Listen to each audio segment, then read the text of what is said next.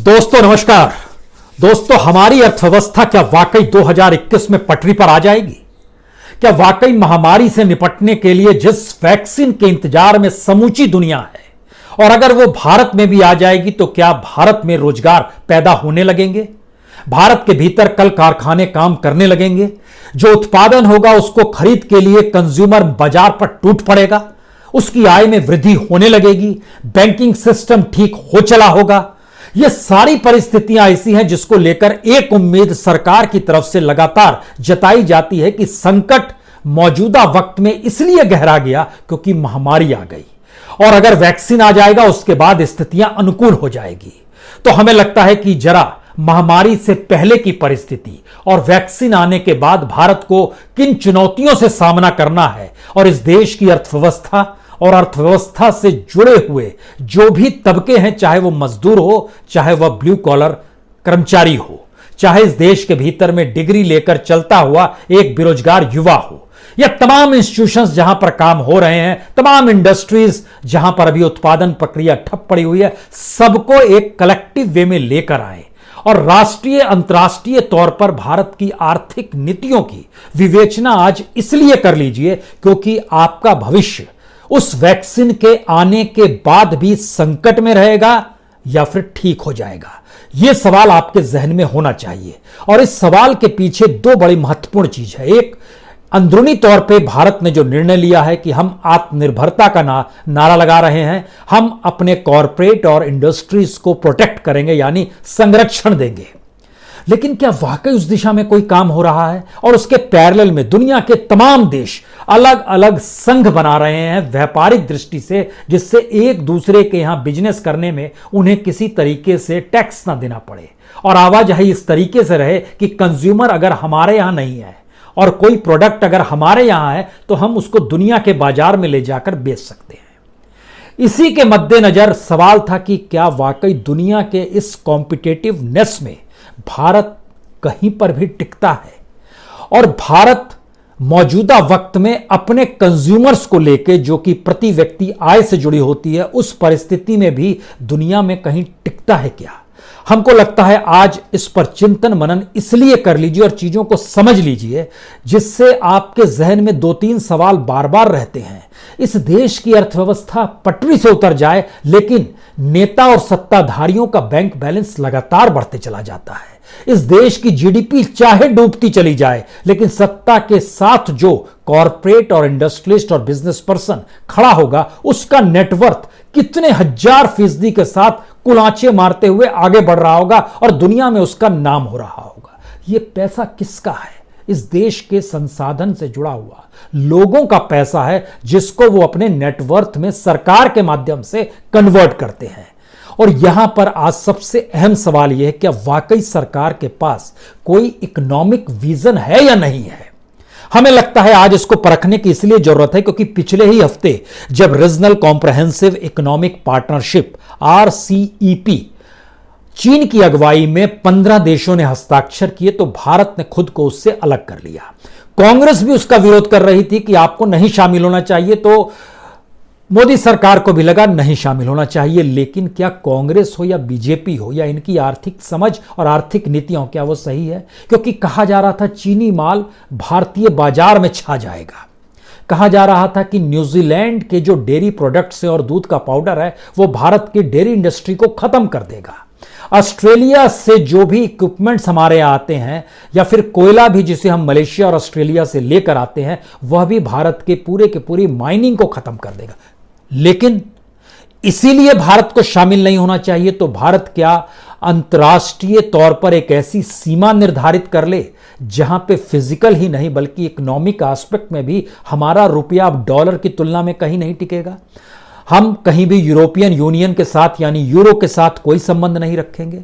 क्या हम वाकई स्टर्लिंग के साथ या दुनिया के अलग अलग देशों की करेंसी के साथ कोई हम कन्वर्जन नहीं रखेंगे? ये कौन सी सोच है और कौन सी परिस्थितियां, जिसका एनालिसिस हमको लगता है आपको जानना चाहिए। क्योंकि जब रीजनल कॉम्प्रहेंसिव इकोनॉमिक पार्टनरशिप हुई तो उसमें 15 देश शामिल, उसमें से 10 जो हैं, 10 देश ऐसे हैं जो कि एशियान देश हैं, और बाकी 5 एशियान के बाहर हैं, जिसमें कोरिया है, जिसमें चाइना है, जिसमें जापान है, जिसमें ऑस्ट्रेलिया है, जिसमें न्यूजीलैंड है, और जो एशियान की कंट्री है Indonesia, Singapore, Thailand, Malaysia, Verma, Vietnam, Laos, Brunei, Philippines, Cambodia, Myanmar. आपको जानकर हैरत होगी, इन 15 देशों का जब हमने नाम लिया, इसमें सिर्फ 2 देश ऐसे हैं जहां प्रति व्यक्ति आय भारत से कम है। सिर्फ म्यांमार और कंबोडिया की प्रति व्यक्ति आय भारत से कम है, बाकी सभी भारत के ऊपर है।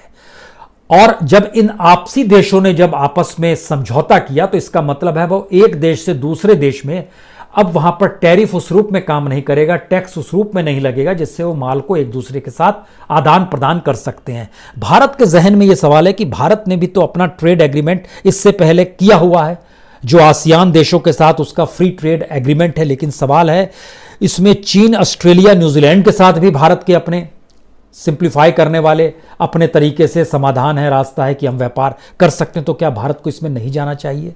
जाना चाहिए या नहीं जाना चाहिए? कांग्रेस भी विरोध कर रही थी, नहीं जाना चाहिए। बीजेपी ने भी अपना लिया, नहीं जाना चाहिए। मोदी गवर्नमेंट ने डिसीजन ले लिया, नहीं जाना चाहिए। लेकिन हमें लगता है कुछ स्थितियों को इसलिए समझिए क्योंकि भारत के वैदेशिक संबंध रशिया से शिफ्ट होकर अमेरिका की दिशा में गए हैं। अमेरिका और चाइना पहली बार व्यापारिक दृष्टि से ट्रंप के दौर में टकराते हुए दिखाई दिए। अमेरिका अपने माल को भारत में ज्यादा से ज्यादा लाना चाहता था, चाइना के माल को भारत में आने से रोकना भी चाहता था। यह एक उनकी इकोनॉमिक सोच और समझ और उनकी अपनी पॉलिसी थी। भारत ने भी अमेरिका के साथ खड़े हुए। अब सवाल यह है कि बाइडेन के आने के बाद क्या चीन के साथ उनके संबंध वैसे ही रहेंगे जैसे ट्रंप के दौर में थे?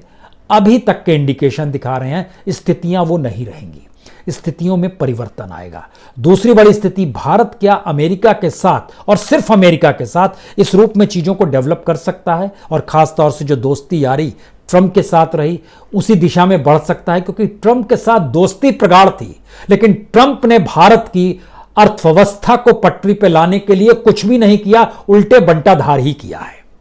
भारत को तो वो ट्रैफिक किंग कहने से नहीं घबराया कि भारत टैक्सेस के जरिए किस रूप में पैसा वसूलता है। बकायदा ब्लैक लिस्टेड के तौर पे ट्रंप ने भारत का नाम लिया था। लेकिन सवाल अभी यह नहीं है, सवाल यह है कि इस दिशा में बढ़ना चाहिए या नहीं बढ़ना चाहिए। यहां पर एक चीज और समझनी चाहिए, भारत को बार बार लग रहा है कि बाइडेन के आने के बाद से जो 2012 में अमेरिका ने ट्रांस पैसिफिक पार्टनरशिप क्रिएट की थी, जिसको टीपीपी कहते हैं, 2012 में उस समय ओबामा हुआ करते थे, उन्होंने क्रिएट की थी। लेकिन 2017 में ट्रंप ने उससे रास्ता तोड़ लिया। जब नाता तोड़ लिया तो उसके बाद जापान ने कहा कि अमेरिका को इसमें शामिल होना है, हो नहीं होना है तो हम खुद इसको डेवलप करेंगे। 18 देशों ने हस्ताक्षर किए थे, जापान ने अगुवाई की अपने तौर पर, और इसका नाम टीपीपी से आगे बढ़कर सीपीटीटीपी हो गया। सीपीटीटी का फुल फॉर्म होता है comprehensive and progressive trans Pacific partnership. यह एक व्यापारिक संबंधी थी, इसमें ऑस्ट्रेलिया भी था, इसमें जापान भी था, इसमें वियतनाम को भी शामिल किया गया, यह लोग शामिल थे। अब यहीं से बात शुरू होती है कि भारत अभी उसमें शामिल, अमेरिका खुद को करेगा या नहीं करेगा उस पर निर्भर है। उसके साथ भारत जो सीपीटीटीपी है यानी अमेरिका के साथ उसमें खड़ा हो और बाइडेन खड़ा, तो बाइडेन के जहन में क्या चीजें रहेंगी भारत को लेकर, यह भी एक सवाल है।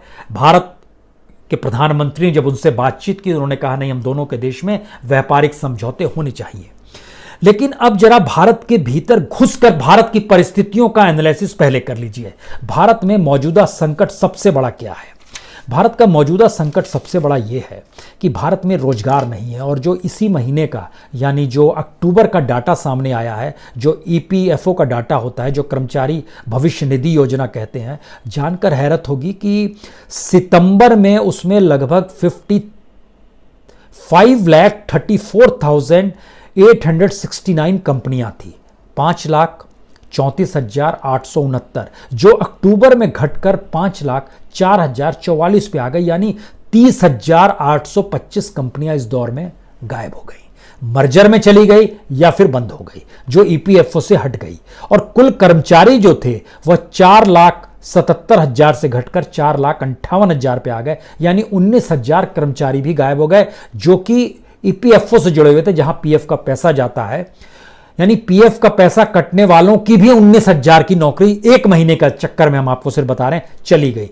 इसी दौर में भारत का जो एक्सपोर्ट ग्रोथ है वो -5.1% है, चाइना का 11.4% है। इस क्राइसिस के दौर में भी हम आपको अक्टूबर का डाटा बता रहे हैं, मलेशिया का 14.6% है। इसी दौर में भारत माइनस में जा रहा है।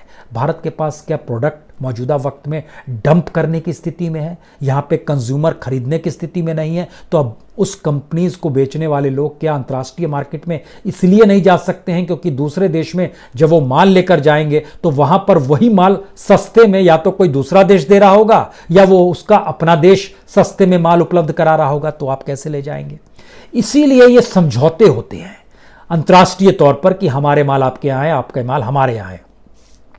भारत के भीतर का नया संकट यह भी आया, खासतौर से जिस कॉर्पोरेट का हम जिक्र कर रहे हैं, देश की जीडीपी चाहे नीचे जाए, देश की इकोनॉमी चाहे नीचे जाए, चाहे सरकार कान खड़े कर दे कि हमारे पास तो पैसा नहीं है, हमको तो डिसइन्वेस्टमेंट से पैसा चाहिए, उस डिसइन्वेस्टमेंट से पैसा आ नहीं पा रहा है, जिसमें खासतौर से हम बार बार उदाहरण भारत पेट्रोलियम का देते हैं, जिसके लिए भारत कहीं एक कॉर्पोरेट ने भी बिड लगा दी है, वेदांता ग्रुप ने। सरकार नहीं चला सकती है लेकिन एक कॉर्पोरेट चला सकता है, वह इंस्टीट्यूशन जिसमें सबसे ज्यादा लाभ है और जो महारत्न की दृष्टि से मान्यता पाए हुए है। यह एक हमारी इकोनॉमिक पॉलिसी का हिस्सा है। दूसरी बड़ी बात क्या है कि जरा भारत और चाइना की परिस्थितियों को समझना चाहिए कि 10 साल पहले अगर चले जाइएगा तो चाइना का जो पर कैपिटा इनकम जो थी, खासतौर से वह तकरीबन 10 साल पहले 1990 में चले जाइएगा तो एक बराबर की दृष्टि थी, चाहे वो मैन्युफैक्चरिंग का सेक्टर हो या दूसरे सेक्टर हो। भारत और उसके बीच में आप तुलना कर सकते थे, बड़े कम का अंतर था। लेकिन 10 साल पहले देखिएगा तो चाइना की 10 साल का मतलब 2010 का हम आपसे जिक्र कर रहे हैं, 2009-10 का। चाइना की पर कैपिटा इनकम थी $4,500। भारत की प्रति पर कैपिटा इनकम थी $1,357। 2019 का डाटा बतलाता है कि चाइना डबल से आगे निकल गया, वह लगभग $10,599 उसकी प्रति व्यक्ति आय हो गई। भारत की 1,357 से 2019 में बढ़कर 2,104 तक पहुंची, यानी 5 गुना अभी भी वो ज्यादा है। लेकिन इस लॉकडाउन महामारी के दौर में प्रति व्यक्ति आय 2,104 से घटकर 1,877 पर आ गई।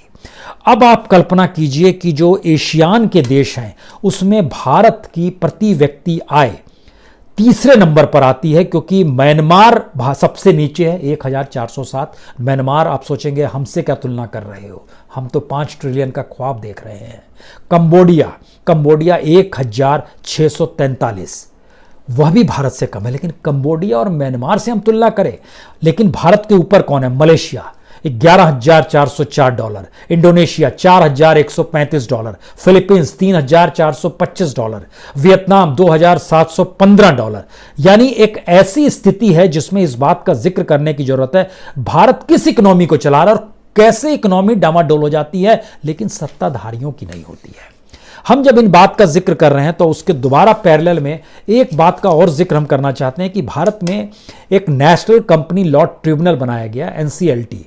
आपको वो डाटा जरूर जानना चाहिए जिससे आप समझ पाएं कि कितनी बड़ी तादाद में देश का पैसा कर्ज लेकर कंपनियों ने नहीं चलाया और खुद को दिवालिया घोषित कर दिया, और दिवालिया घोषित करने के बाद उन कंपनियों को किसी दूसरे को बेचा गया, लेकिन जिन्हें बेचा गया वो औने पौने दाम में बेचा गया। कर्ज जो बैंकों को लौटना चाहिए था वो नहीं लौट पाया। गजब की स्थिति है। कुछ जाना जैसे 40 से 50 हजार करोड़ के बीच में दो, खासतौर से भूषण स्टील और लैम्को ग्रुप, ये आता है जिसने कर्ज लिया। 30 से 40 हजार करोड़ के बीच में एस्सार स्टील और भूषण पावर आता है। 20 से 30 हजार करोड़ में आलोक इंडस्ट्री आती है। 10 से 20 हजार करोड़ में एमटेक ऑटो लिमिटेड और मोनेट इस्पात लिमिटेड आता है। 10 हजार करोड़ में इलेक्ट्रो स्टील, एरा इंफ्रा और जेपी ग्रुप आता है। 5 से 10 हजार करोड़ में एबीजी शिपयार्ड आता है, ज्योति ग्रुप आता है। हम इन बातों का जिक्र इसलिए कर रहे हैं क्योंकि हम आपको बतलाना चाहते हैं कि जैसे आलोक इंडस्ट्री है, आलोक इंडस्ट्री का जो ड्यूज क्लेम था वो 29 हजार करोड़ का था, लेकिन सेटल कितने में हुआ? सिर्फ 5 हजार करोड़ में। देने वाले को लाभ है, सरकार को कोई लाभ नहीं है, बल्कि देने वाले से रिश्ते होंगे, देने वाला कुछ कमीशन दे दे, उसके जरिए पैसा आ जाएगा। बैंकों को उस रूप में पैसा नहीं लौटा। इस देश को कंगाल बनाने की दिशा में ये चीजें आगे बढ़ जाती है। इसी तरीके से जैसे एडेक्स शिपयार्ड आई है, वो 25,000 करोड़ रुपया ड्यूज क्लेम था उस पर, और उसको जो सेटल हुआ वो सिर्फ 2,000 करोड़ में हो गया। यानी कमाल की स्थिति है। अगर आप आइएगा कि मॉन्टेक इस्पात 11,000 करोड़ का ड्यू क्लेम था, 3,000 करोड़ में खेल हो गया। IVRCL 13,000 करोड़ रुपया उसके ऊपर ड्यूज क्लेम था, वो 1,000 करोड़ में सेटल कर दिया गया। कंपनियों की बड़ी लंबी फहरिस्त है।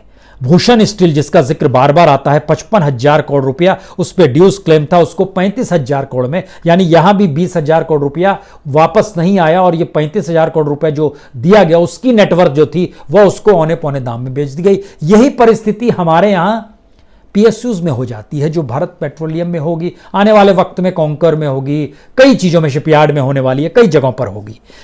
अब यहां पर एक दूसरा सवाल और होना चाहिए आपका कि हम लोग ये पॉलिसी जब लगातार बनाते हैं तो क्या NPA एक ऐसा ब्लैक टनल है जिसमें देश चलते घुसते चला जा रहा है? ये यकीनन ऐसा है, और देश की जो बैंकिंग सिस्टम है वो इस दौर में कितनी खराब हो गई और जर्जर हो गई है, तब हम लौटेंगे कि क्यों भारत की पूरी इकोनॉमिक पॉलिसी ही डिरेल्ड हो रही है। NPA का बड़ा साफ नियम है, बैंक से आपने लोन